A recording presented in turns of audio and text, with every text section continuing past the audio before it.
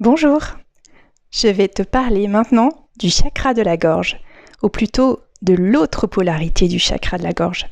Jusqu'à maintenant, on a traversé ensemble les 14 chemins de l'arbre de vie. On est parti du 1 avec le chakra couronne, on est descendu au 10 à nos pieds, on est remonté au 11 à notre gorge. Avec le 12, on a transcendé notre chakra coronal, puisqu'on a travaillé sur les deux polarités du centre énergétique. Et à l'image du pendu qui a la tête en bas, on a switché. C'est comme si ce personnage sur cette peinture se retournait maintenant de dos. Lors de ma dernière vidéo, j'ai présenté le 13 et le 14 qui correspond au troisième œil. Et là, maintenant, on arrive au 15. Alors, je l'avais dit, le 11, c'est le pont entre les énergies du ciel et les énergies de la terre, à l'image de la lumière blanche qui se reflète et qui se divise dans les 7 couleurs de l'arc-en-ciel. Voilà, mais on va aller plus loin avec l'arcane numéro 15. Alors en fait, cet arcane, elle est exactement comme les gargouilles à l'entrée des églises. En fait, elle chasse le mauvais esprit parce que pour aborder cette carte tellement puissante, il faut avoir son cœur ouvert pour pouvoir accéder à la magie des symboles et pouvoir pénétrer à l'intérieur de l'énergie de cette carte qui est la lumière pure. Et oui, la lumière, pourquoi ? Dia. En latin, c'est le jour, c'est la lumière. Et il est le porteur du cierge, de la lumière blanche. Et là, on le voit qu'il a son cœur ouvert, puisque le seul cercle qui n'est pas fermé se situe au niveau de son cœur. Et puis, le bras gauche, c'est l'extension du pouvoir du cœur. C'est lui qui fait, qui détient le pouvoir qui fait brûler la flamme de la lumière blanche sur Terre.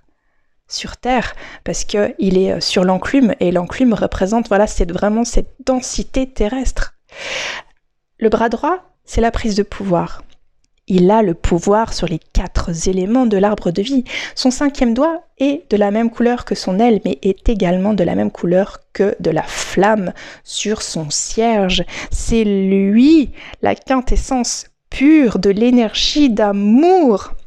C'est lui le pouvoir du verbe créateur personnifié. C'est lui la personnification du caducée d'Hermès avec la représentation de cette énergie sexuelle de la Kundalini qui tourne avec ses doubles spirales au nombre d'or avec les 2 ailes. Voilà, le caducée d'Hermès, il est représenté avec 2 serpents qui tournent et avec les 2 ailes. Et souvent, sur l'arbre de vie, il y a 2 ailes en haut. Donc voilà, c'est très puissant. C'est ce que nous dit la table d'émeraude. C'est la force forte de toute force, car elle vaincra toute chose subtile et pénétrera toute chose solide. Ainsi, le monde a été créé. Et oui, c'est le pouvoir pur du verbe créateur. Et d'ailleurs, c'est pour cela que l'on travaille parfois avec la respiration pour avoir une montée de Kundalini. C'est aussi pour cela que ça te fait énormément de bien à l'intérieur de ton corps quand tu écoutes une chanson que tu aimes profondément avec ton cœur.